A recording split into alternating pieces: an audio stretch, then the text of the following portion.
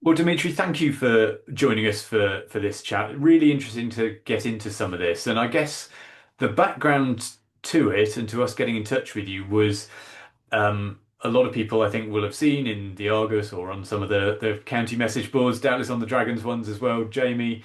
There was conversation last month, I think it was, about a notice of motion that came to the January meeting of Newport Council, where elected members, the councillors, discussed how best to support sport in the city, including the professional sports teams, and this question of providing backing for permanent and high quality training facilities, etc.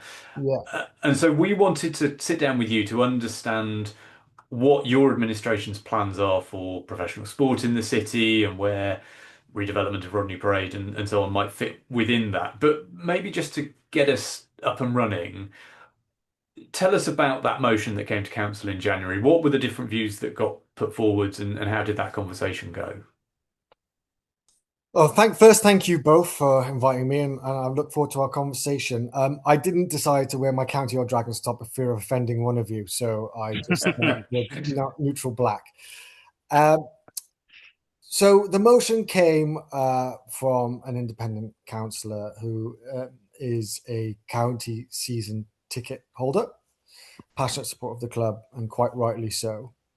Um, and I don't want to put words into his mouth, but I think his fear came from, let's say, Newport County's struggles this season, although great win against Salford, thank God, and uh, and what that really meant for Newport County going forward. Concerns I shared with him, and was the basis by which I was one of, I think, the first political leader and the first council to come out against the WRU's plans when they were talking about cutting down the size. Because obviously, I want to keep professional rugby in the city centre. I want to keep professional football in the city centre.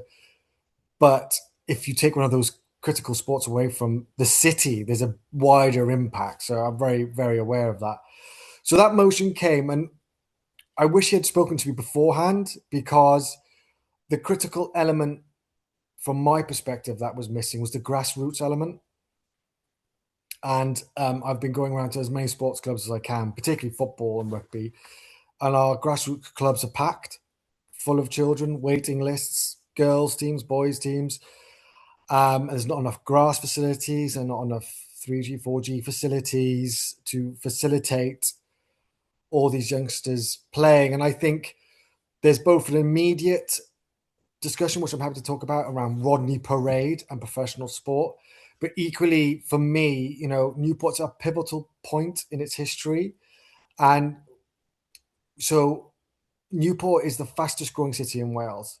But our key demographic is the under 16s. So we're going at over 10%, which is double of Cardiff. And if you take Cardiff and Newport away from the Welsh figures, Wales is barely growing and barely growing under 16s. For professional sport, for rugby, for football, and for Newport County and for the Dragons, the medium term is looking very bright for potential talent to come through the ranks, but only if they have the facilities at the grassroots level to capture the talented youngster in rugby, capture the talented footballer early doors. So that was the basis of our amendment. It also didn't mention Newport RFC, obviously his historical links to the city. Newport Cricket, which is booming as well. I visited the Knight brothers, very supportive, but they're doing some amazing stuff at the Newport Cricket, and they've almost driven that for the city in terms of cricket. And there's other sports as well that are booming. I'm talking to other sports about bringing more stuff into Newport, and I think it's because they're starting to see the under 16 stuff.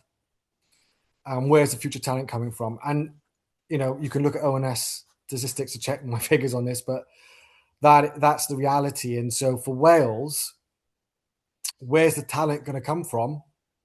Newport. Yeah. Yeah.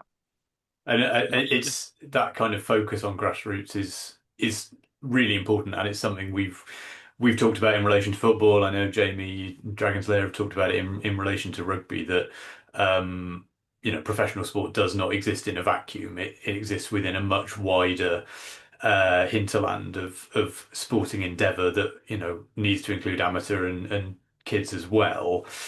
So then obviously that motion got amended and included then the stuff around grassroots as well. What did that final agreed amended motion then commit the council to doing? To support both our grassroots and elite teams in constantly having dialogue with them, which we do. And I was very pleased with county's support for the council. The Dragons came out in support of the council, and Newport City have said, we're the most, since I've come into post, the most supportive time the council's been of sport. But words mean nothing, do they? And so when it came to the budget, I felt it very important to back that up motion with money, because that's what it comes down to at the end of the day. And if you're going to support the professional teams, you need the facilities, really, don't you, to not only bring up the next generation, but facilitate the better training for the current crop of players. So I announced, as I know you're aware, 500,000 for our grassroots teams, and that's been part of our pitch strategy to work out what pitches we have where, what state they're in, who's playing on them, who needs more pitches to support their growth. And I'm inundated with grassroots clubs contacting us about how we can facilitate their expansion and growth, because they have the numbers, basically. And then £250,000 to be hopefully match funded from the private sector, from some of the clubs. About, it could be anything they want, really. We're open for all discussions, but just training facilities, because you'll need to do surveys, you need to do drainage stuff, you need to do all the boring things before you can work out whether something's viable or not. But all that costs money before you even have a concept. So I've put my money where our mouth is and said, okay, if you're up for this conversation, so is the council, and here's the money to back it up. That's good. That's really encouraging to hear. So you've touched on it briefly there, but where does professional sport sit within your administration's vision for the city? Because it is really important, isn't it, for the economy, that professional sport is supported in the city of Newport for the wider benefits, such as the economy and the pubs and clubs, etc. It's quite important, isn't it? I think it's critical. Yeah. So as soon as I came into post, I wanted to visit all the clubs, started visiting as many clubs as I could. And we've been handing out money from the SPF grants to many grassroots clubs in many areas we could, including county in the community and Dragons in the in the community, and the work of Mike Sage and the team are doing an amazing job. Yeah. And then I created, as soon as I could, a cabinet member for sport, because what the council lacked, in my view, was a focal point for that to be sport seemed to slip into different cracks of different portfolios rather than someone focusing solely on sport in Newport. And we needed that focus, in my view, because FAW, for example, WRU, we needed a coherent message, a coherent strategy, a coherent team to engage with those bodies, as well as with our clubs, as well as with our professional teams, to have a focus on what we need to do, what's doable, what's not doable, rather than, oh, it's not my portfolio, it's your portfolio, and sport sort of be not really considered. Like, it was always seen as important, but not really a focal point. But for me, it's absolutely critical, not only because of the economy, which goes without saying, but back to those demography. Children, getting them out and about, playing sports, learning resilience, winning, losing, it builds you for life, doesn't it? It builds your mental health as well. Better than sitting and looking at screens and hopefully combating being overweight and so forth. So there's so many wins for us as a city beyond the economics that I think it's absolutely critical. Yeah, well said.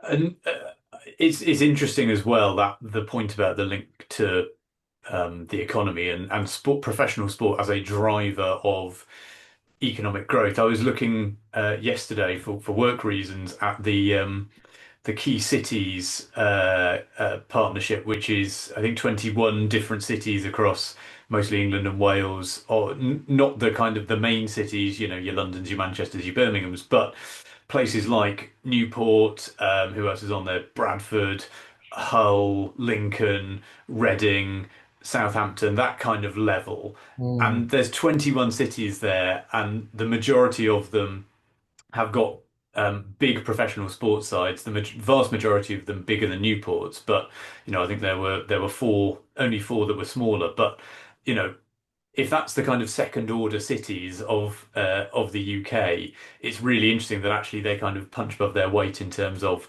the quality of their sports clubs and the role that those have in like defining civic identity and driving growth and stuff. So, you know, I think a lot of us have said for a long time that Newport has the potential to sustain more and better professional sport than perhaps it does. And I suppose that's where the vision that you've talked about for sport is kind of really critical. But I want to come back to the point about money. So you shared on mm, social media and we reposted it.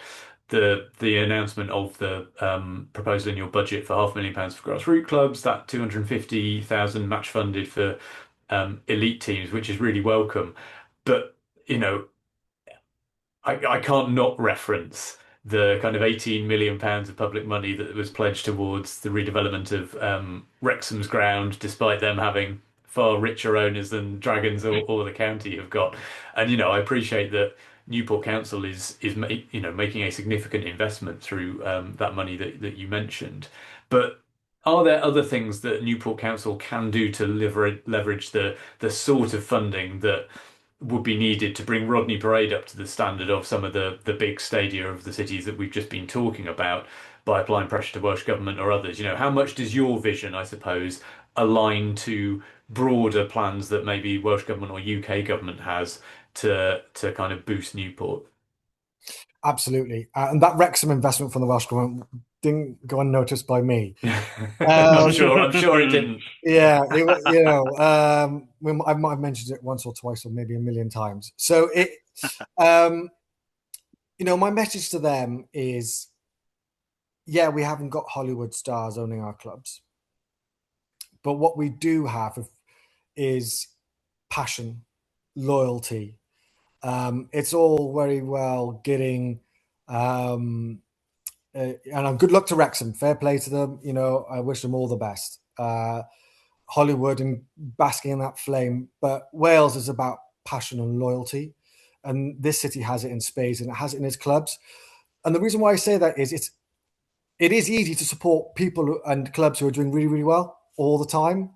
Much harder, Dragons have gone through some lean times, but picked up, thank God. I mean, I listened to Dragons Lair podcast again when we lost to Perpignan, and that even I was like, That was a tough one to record. I'm not going to yeah. lie. That was a real tough one. And County obviously struggling, but a great win against Salford. Yeah. But what does that mean? That means our fans stick with us, stick through us through really tough times. And my message to them is, you've got to back those people up as well. You know, they're your true hardcore loyal fans. And then there's a hard-nosed, as I've alluded to already, hard-nosed aspect to Welsh Government, to the funding bodies, to Welsh sport is, we have the young people. Where do you think your future rugby stars and football stars are coming from? If we're growing at over 10% under 16s and accelerating, and other areas, most of Wales, in fact, is declining population, let alone growing population, where do you think your next stars are coming from? So there's a hard-nosed thing about investing in Newport as well, because the talent's going to come from this city. So I make that point quite frequently. So in terms of the Welsh Government provided that money, that 18 million, and I recognise the council's put $750,000 effectively. We have announced more money. A lot of it has to go to road resurfacing, as you know why. Yeah. So I need to significantly invest in roads. But what I would say to you is this: if credible plans, really good plans, come forward, we'll look to support and support where we can. in more substantial terms. But we need the private sector to help us. We need the a lot of those cities you've mentioned, they're public-private partnerships in the main, with significant private investment, and the taxpayer can't solely shoulder this really, not with all the other things we have to do.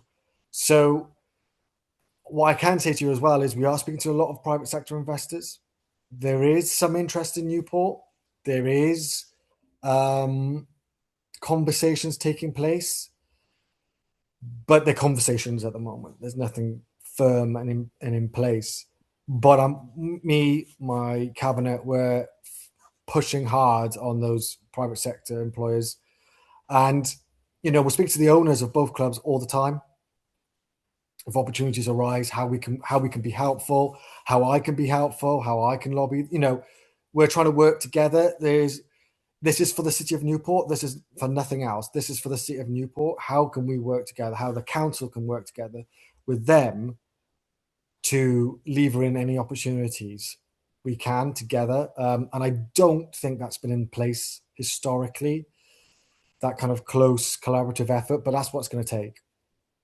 Yeah, absolutely. So equally then, if public money is involved in the redevelopment of Rodney Parade, how do you square that to residents who are facing pressure on council services? Because as well as I do, no matter what good initiatives the council announce, there's always someone on Facebook, in the South Wales Argos comment sections, some bloggers saying, well, no, we need to spend more on the roads. We need to sort out the street lights and the bins and everything else. So how do you justify that, Dimitri, to people who say, actually, no, I think less should be spent on sport and more on roads and everything else? It's a difficult balance, isn't it? How would you It's a square very that to difficult residents? balance. You're quite right. It's and I've prioritized in our capital roads. Yeah. Get them resurfaced as quickly as humanly possible. I need to build more schools because of the demography I've just talked about. So we need new schools. We need to upgrade schools. But what I would say to those residents who express some skepticism is this is one of the critical pillars of our Newport's rebirth. And sports central to that. And the other thing I add that I don't think we've touched upon is when the Dragons in the county are winning, the city feels different. It does, you're right. Yeah, 100%. People are just chirpier. They spend more because they're happier than the clubs are winning. People come into Newport more. We have people from outside Newport come to see those, come and watch the sport and spend money in the city, which is great for the businesses. So success means everyone wins, and who doesn't want that? So the council have to spend money on roads, 100%. Have to spend on schools, 100%. I've switched on the street lights, so I've dealt with that, so 100%. But I think it's a false economy, if I'm honest, if you ignore sport. Yeah, agree. 100%. And that feel-good factor, you can't put a figure on it. But I reckon if someone tried to analyze that, when both clubs are doing really, really well, if Dragons had a good European run.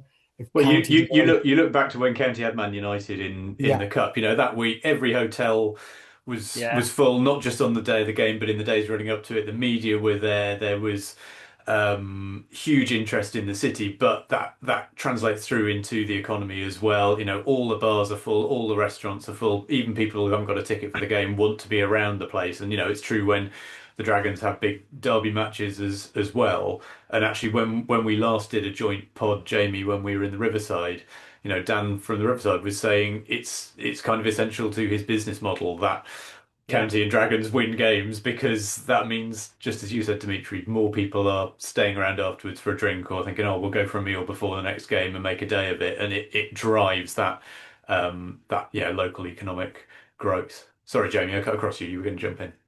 Oh, no, I was just going to ask, so how important do you think it is then that Rodney Parade is retained, sustained and improved as a venue for professional sport within walking distance to the city centre, of course?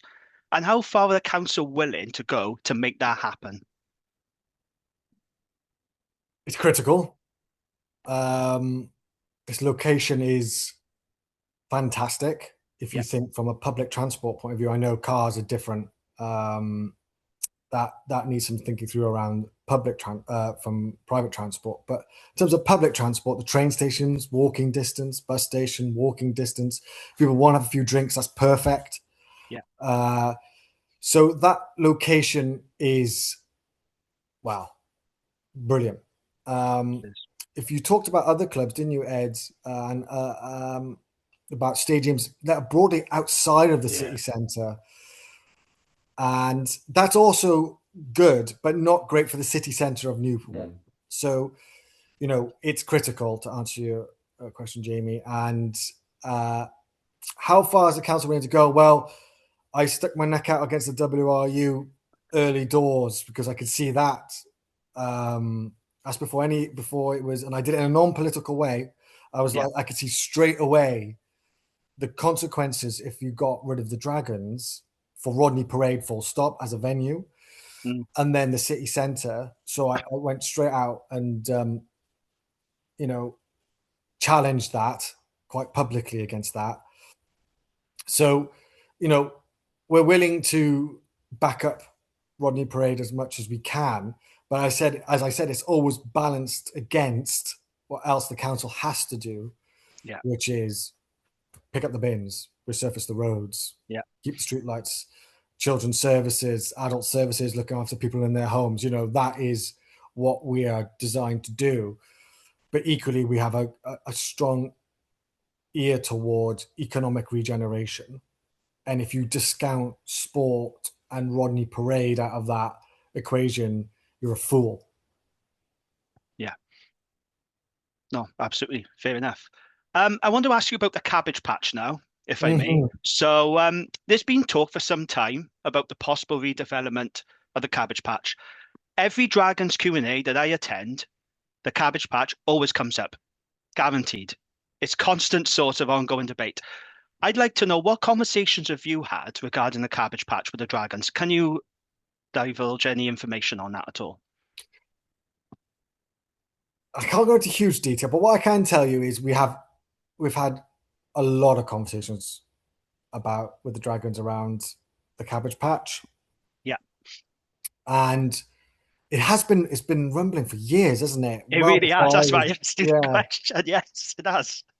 But nothing seems to come to fruition. Yes. But it's an obvious area of development. I think what all parties are trying to do is what works. Right, we've got to get this right, because that is prime real estate, as you say, great, right in the city centre, and can be developed. But what is economically viable? In my view, and I've said this to the Dragons, we would support something that would make money for the clubs. Basically, we can't. We don't want a white elephant, and nor would they. So it has to be something that the community, the city wants, needs, but also is commercially viable. Because if it's making money, then that can be poured back into the clubs. The clubs can make more money, sign better players, pay bigger wages, get more success. So for the council, it's about, we're willing to support, willing to discuss, willing to see, because we're key planning around, and flooding considerations, and we're having those discussions. But whatever is decided, it could be a mix of things, it could be one giant thing. I'm happy for the clubs to tell me what they want, really. But I suppose my strong message to them has always been, do the business case. Yeah. You don't want it to be a lost leader. Well, and you've got to get it right, because you can only build on it once, really. And if you flog it off to a private developer, then it's gone, and it's never going to come back into public use. If you build the wrong thing, you're still probably going to be stuck with it for 20, 30 years before you can get it right. And like you say, you want it to be something that is going to bring a long-term kind of revenue benefit to the Dragons, whoever, rather than it be a one-off capital benefit that, that money gets spent and it's gone. So it has to be done right. But like you say, I think the frustration is, and I think it's from county fans as much as Dragons fans, that land is just kind of there. I was trying to think when I had my final pint in the old kind of supporters club bar there, and it's got to be coming on for 9, 10 years by now. That Yeah. those buildings have been out of use for a long time, and at the moment it's sitting there calling out for something to happen, but it's taking its time. So yeah, we will all doubtless continue to watch closely. You're doing the last question, are you, Jamie? I am, yes. Go on then. Still on the subject of the Dragons. So the Dragons have spoken very positively about their relationship with the council. They put out a statement, which I'm sure you've seen, Dimitri, describing the council as an outstanding supporter. I've spoken to the CEO recently, Rhys Blumberg. He speaks very highly of you and the council. He says you've all been very supportive. That's really good to hear. So I'd like to know what specific actions have the council taken to support Dragons and Rodney Parade during this very testing time in Welsh rugby, as I'm sure we all agree. And when might the public expect to hear more detail about the outcomes of the dialogue you've had with the Dragons? Because, you know, we touched on you there, Dimitri. Talk is all very well, but we need to see action now, don't we? So when can we expect some actual action to take place? So we were lockstep when the WRU proposals came out, and I made my feelings very clear to WRU and through the political circles. So that's words and action about fighting against those initial proposals. And, you know, I spoke to the owners and the management nearly every other day about just making sure, because I didn't want to do anything without the club. Yeah. And the club having the, you know, leading the way on that. So that's one example. The second example is I put a motion at council before this other motion about supporting the Dragons, which was unanimous across the chamber. So, and it was recorded. So every councillor in that chamber backed that motion about backing the clubs. And then the other motion was just discussed about county, but also grassroots and so forth. And I've backed that up with money in my latest budget. So £750,000, and I'm willing to have further discussions. And we're ongoing discussions now with the club around the Cabbage Patch and about what that could look like and what is viable and what makes money for me, ideally for both clubs. So, you know, the revenue just sustains those clubs. So we don't have to talk about any financial issues, you know, and as much as more recently, I've been speaking to counties ownership and commercial ownership as well. I speak to them at least weekly now about where they are, you know, what we're doing, how could the council be supportive? Because, you know, I have to seriously think about if county go down, and so do the Dragons, because there are consequences to that. So we need to, and I hope they don't. And that win against Salford, my God, was much needed. And just a few more wins and we'll be out of the bottom two. But we need to think about, okay, what if? Yeah. What does that look like? And what do we need to do to prepare ourselves for anything like that? So those are just constant discussions, and hopefully that never comes to fruition. And I would hope in the summer, I could tell you far more around the more positive infrastructural stuff around supporting all aspects of our professional sport, but that stuff takes time and private discussions and private money as well. Just on that, and you know, of course, we all want county to stay up. You know, that clearly is the case. But you're also right that preparing to fail, failing to prepare is preparing to fail, and so you've got to be mindful and prepared for the prospect that county could go down. You know, they are still in the relegation zone after all. So do we infer from that then, and the conversations you've been having with county, that contingency options are being looked at that might involve them not being at Rodney Parade if they were to be playing conference football next season? No, we haven't had discussions around leaving Rodney Parade, and not with me anyway. Okay. And I would be naturally adverse to that, if I'm honest, because even if county go down, if they start winning in that league, fans will come back. You know, and so it's about, for me, it'd be about preparing and helping where we can as a council. How can we make county successful if they go down to come back straight back up?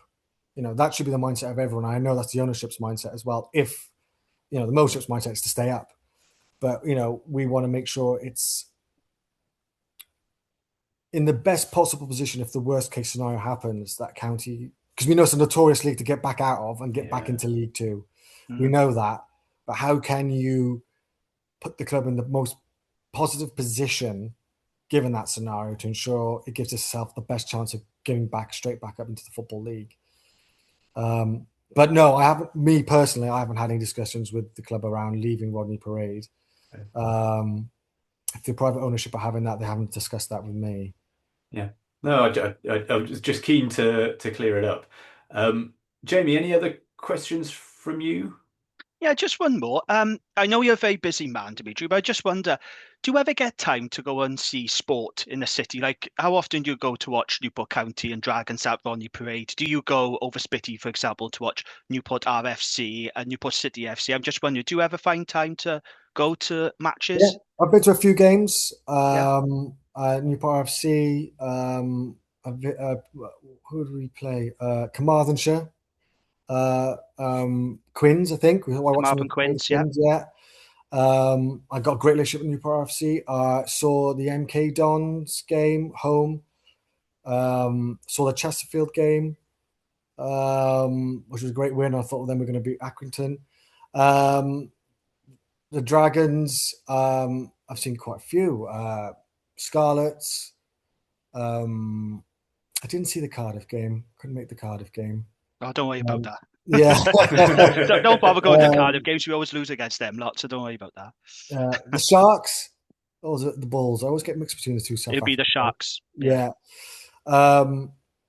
So I can't be season ticket holder because I can't commit myself to those because I can't commit myself to that time because as a Of council course, leader, yeah. the weekends are just doing loads of different things and bits and bobs. Yeah.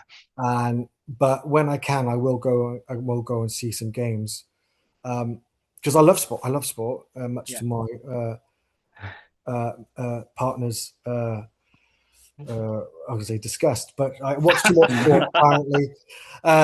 But no, I'm a massive fan of football and rugby. It's horrible to watch Wales go through this period. To be honest, Yes, it's awful, isn't painful. it?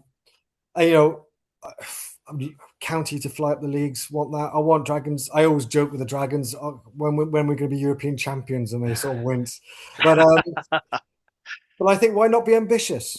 Let's have the right mindset. Let's have a positive mindset. We've got to be realistic as well. But Yes.